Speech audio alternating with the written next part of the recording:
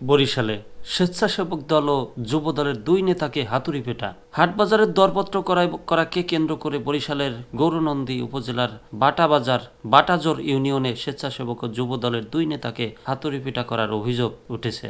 বুধবার ১৯ মার্চ রাত ১১টার দিকে ঘটনা ঘটে।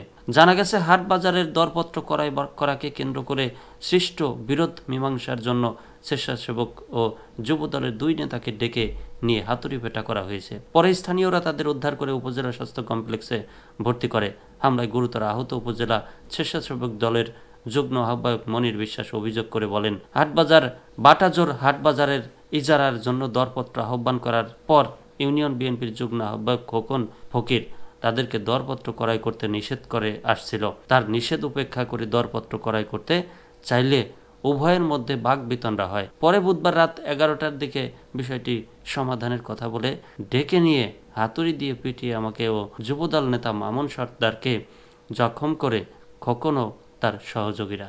বাটাবাজার ইউনিয়ন যুবদল নেতা মামুন সর্দার অভিযোগ করে বলেন, ইউনিয়ন বিএনপির যুগ্ম আহ্বায়ক খোকন ফকির তাদেরকে হাট ও বাজারের দরপত্র ফরম ক্রয় করতে বাধা প্রদান করে আসছে।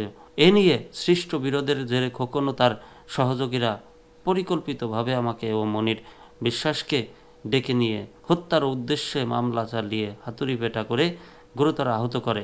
এ ঘটনায় মামলা দায়ের প্রস্তুতি চলছে। হামলা ও দরপত্র করায় বাধার অভিযোগ অস্বীকার করে বাটাজোর ইউনিয়ন বিএনপির যুগ্ম আহ্বায়ক খোকন ফকির বলেন, কে বা কারা এ হামলা চালিয়েছে তা আমার জানা নেই। ঘটনার সঙ্গে আমাকে জড়িয়ে মিথ্যা অপপ্রচার করা হচ্ছে। গৌরনদী মডেল থানার ওসি মোহাম্মদ ইউনুস মিয়া বলেন, এ ঘটনায় এখনো কোনো কেউ থানায় লিখিত অভিযোগ দায়ের করেননি। অভিযোগ পেলে তদন্ত করে প্রয়োজনীয় ব্যবস্থা গ্রহণ করা হবে।